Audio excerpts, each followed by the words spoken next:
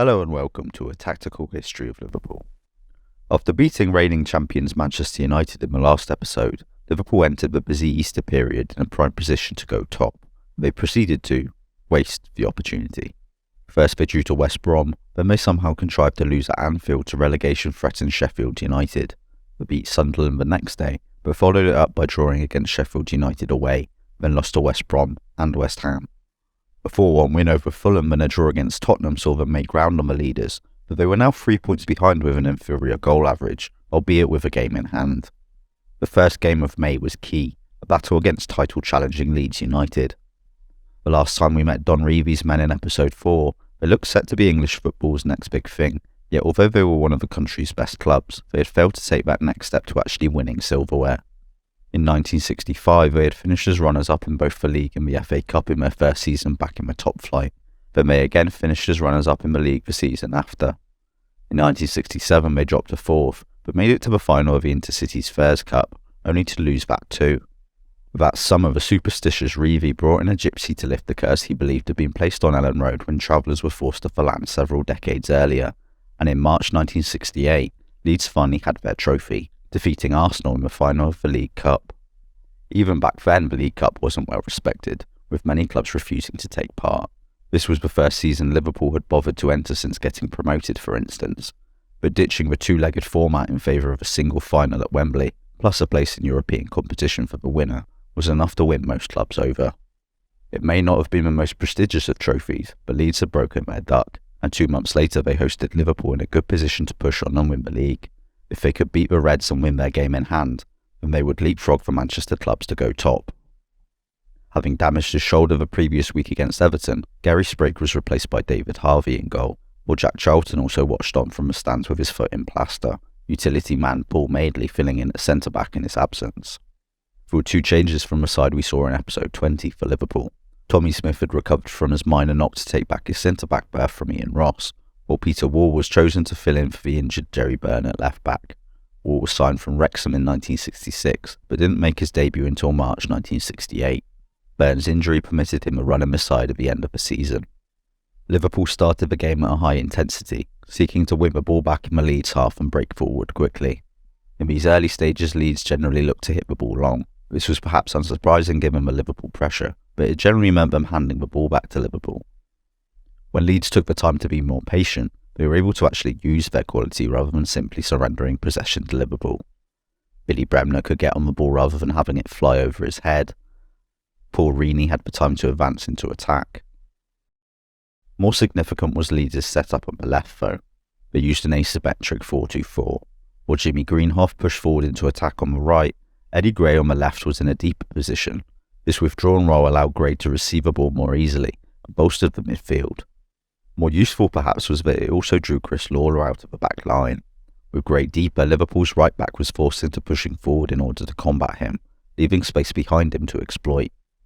Peter Lorimer pulled out into this gap on the left multiple times, attacking the space behind Lawler. This was how Leeds got the opener. Johnny Giles intercepted a pass inside to Ian Callaghan, then pushed forward and played a pass down the left.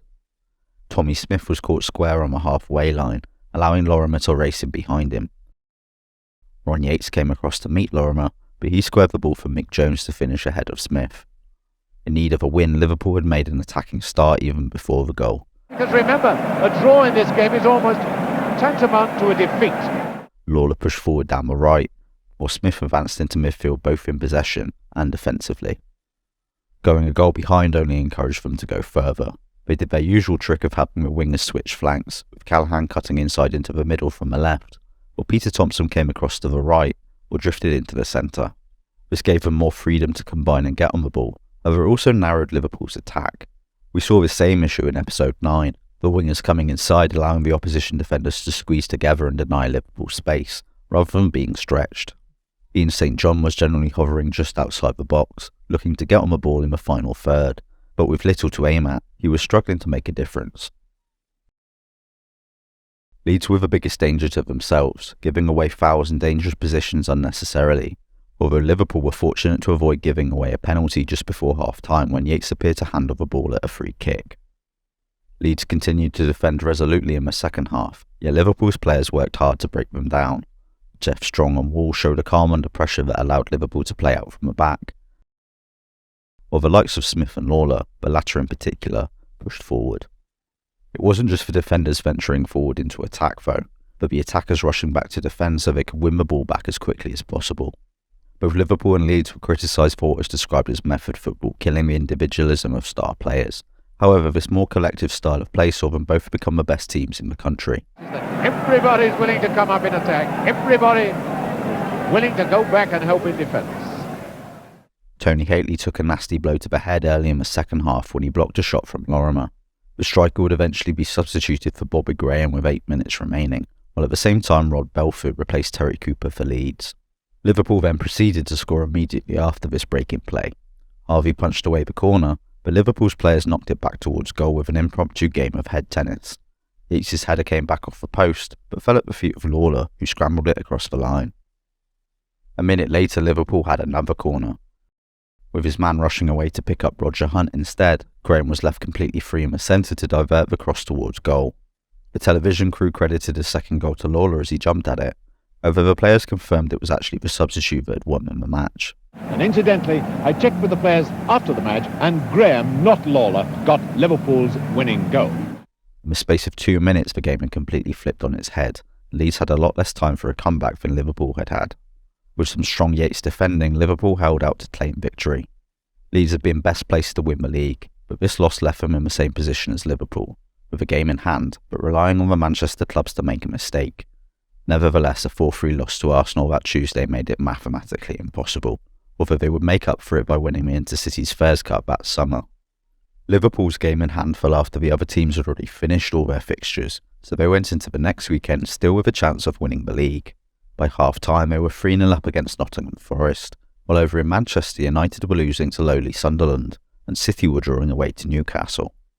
With blood in the water, Liverpool went for the jugular rather than sitting back to protect their lead, beating Forest 6-1 with Haley scoring a hat-trick. United had failed to recover against Sunderland. However, City pulled away from Newcastle in the second half, even if a late goal from John McNamee made for a nervy finish. City were champions, and with nothing left to play for, Liverpool lost their final game of the season against Stoke City. After congratulating Manchester City, some offered sympathy to Liverpool and United for having been denied glory on the final day, recalled Tommy Smith. I didn't see it that way. Championships may be clinched on the final day of a season, but they are won or lost back in November, January or whenever. We had done well in the so-called crucial games against our fellow title contenders. Our downfall was dropping points against teams who were struggling near the foot of the table. It had been a case of so near yet so far, something which was to epitomise Liverpool's fortunes during this period.